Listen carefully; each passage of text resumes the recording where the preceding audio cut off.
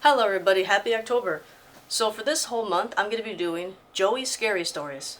You guys liked the last one, so we're going to be doing that this month. So the last story I did was my Ouija board, first encounter with it.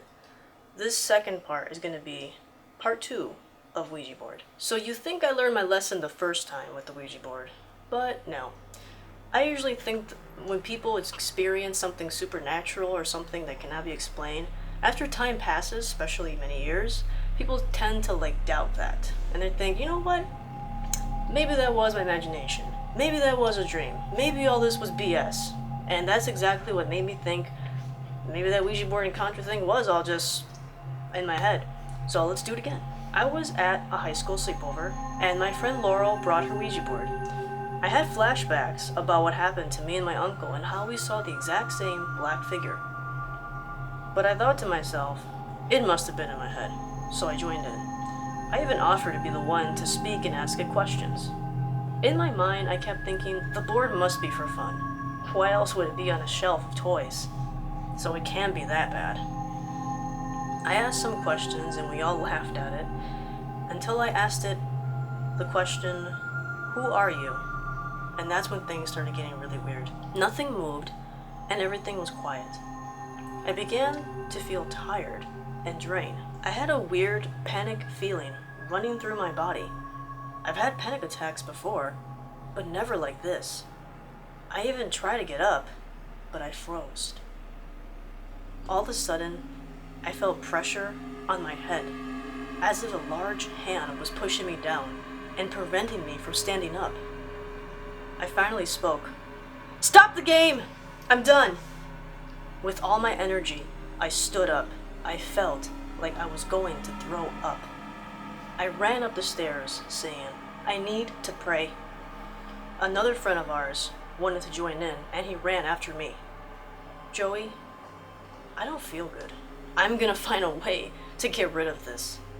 We went to a bedroom, a guest room, and we just fell to the floor on our knees at the foot of the bed, praying, hoping, in desperate need.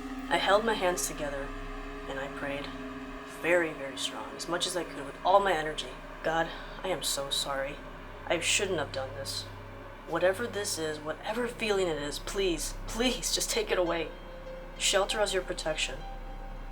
And I promise you, I will never, as long as I'm on this earth, I will never mess with the Ouija board ever again. Amen. And to this day, I have not messed with one. It's been over 10 years and I have still refused to even touch one. At that moment, I felt a light coming over us as a cloud, almost like a white blanket. What was fear was replaced with pure love. I looked at him. This is a lesson that I promise.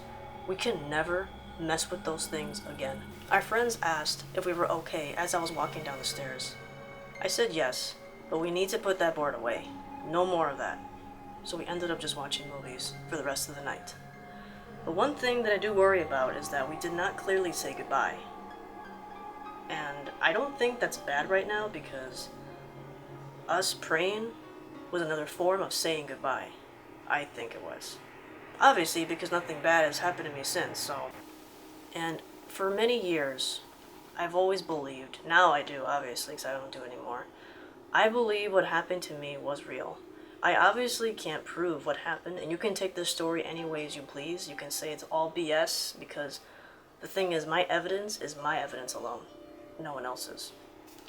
But for the longest time, I always thought to myself, why is it that only me and my friend got attacked, but no one else did? And for many years, I always wondered that, until I asked, a priest. And again, I don't know if this is true. This is what he told me. I'm just repeating it. Fruit fly. He told me that if you have something spiritual or something that seems like a threat, in this case we're both the only Christian in that group, then the enemy will come for it. The enemy will come to attack it.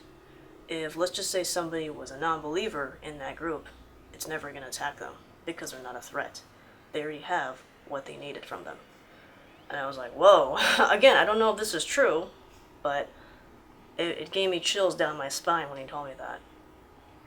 And so in this case, I want to talk more deeply about the Ouija board, and I hope to God this does not crash my computer, because the last Ouija board video I did crashed my computer. No one knows why. My whole hard system like crashed. I had to get a brand new hard drive. And to this day, I don't know what it was, because my computer has always been fine, and I always had checkups on it. So, yeah. So hopefully that doesn't happen again. And hopefully nothing bad happens to me anytime soon, because I feel like the video that I'm going to be sharing with you is very secret, and I get a feeling that someone doesn't want me to say it, but I'm going to, because you need to know this message. That's going to be in the next video. See you soon.